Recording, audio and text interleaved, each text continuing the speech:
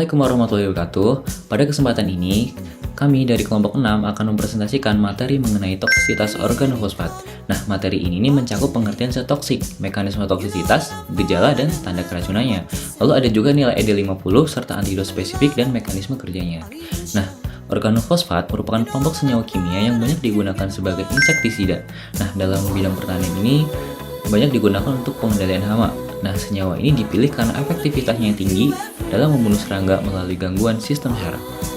Namun, sifat tersebut juga menjadikan organofosfat sebagai zat toksik, berbahaya bagi manusia dan hewan jika terjadi paparan dalam jumlah zat tertentu.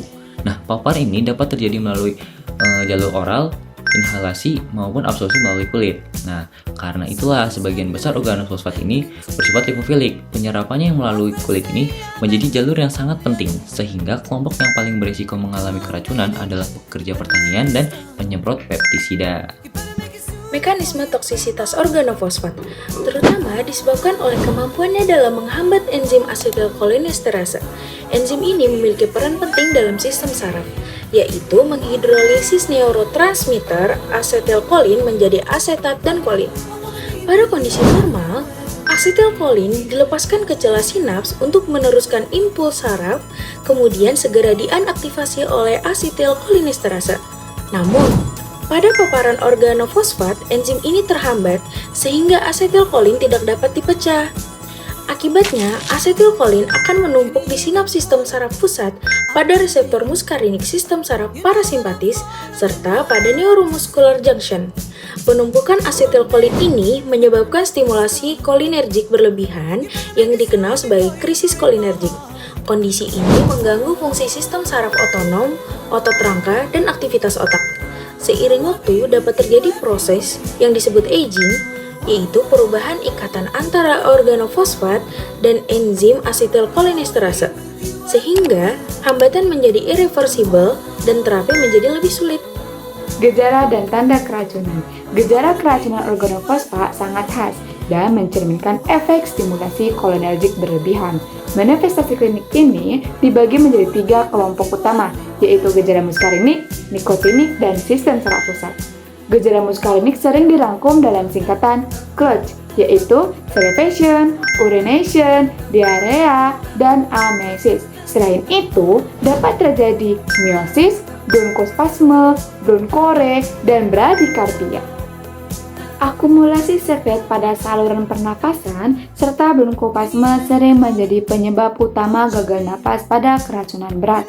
Gejala nikotinik meliputi fasikulasi atau kerutan otot, kelemahan otot progresif, hingga paralisis otot rangka termasuk otot pernapasan. Sementara itu, keterlibatan sistem saraf pusat dapat menimbulkan gelisah, kebingungan, kejang, penurunan kesadaran, hingga koma yang menandakan keracunan berat.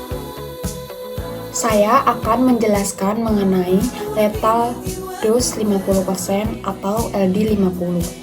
Lethal dose 50% atau LD50 merupakan parameter toksikologi yang menggambarkan dosis suatu zat yang menyebabkan kematian pada 50% populasi ujinya. Nilai ini digunakan untuk membandingkan tingkat toksisitas relatif antar senyawa. Pada kelompok organofosfat, nilai LD50 sangat bervariasi. Senyawa seperti paration memiliki LD50 yang sangat rendah, sehingga tergolong sangat toksik bahkan pada dosis yang kecil. Sebaliknya, malation memiliki LD50 yang lebih tinggi, sehingga relatif lebih aman.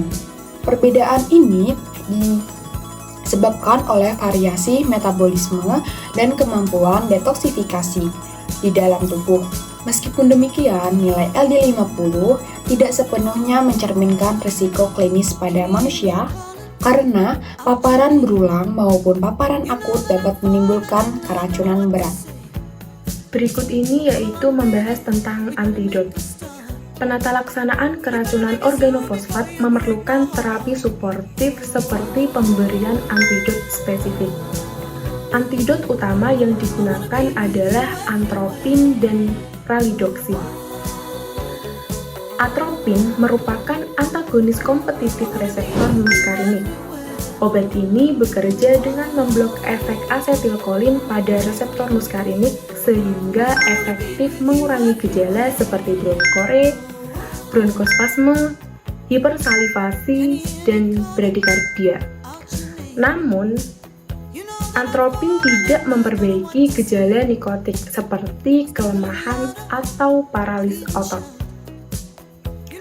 Pralidoxim bekerja secara kausal dengan mereaktivasi enzim asetilkolinesterase yang terhambat.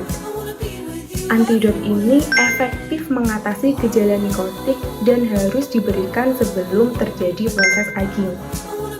Kombinasi antara atropin dan pralidoxim merupakan standar terapi keracunan organofosfat akut.